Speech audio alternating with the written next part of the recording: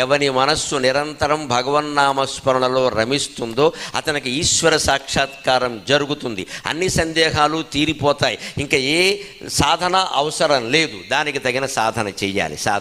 మనం ఇంట్లో ఉండే కృష్ణుడు బొమ్మ మన కళ్ళ ఎదురుగా శ్రీకృష్ణుడిగా మారుతుందమ్మా, సందేహమే లేదు. మనం ప్రయత్నం చేయాలి.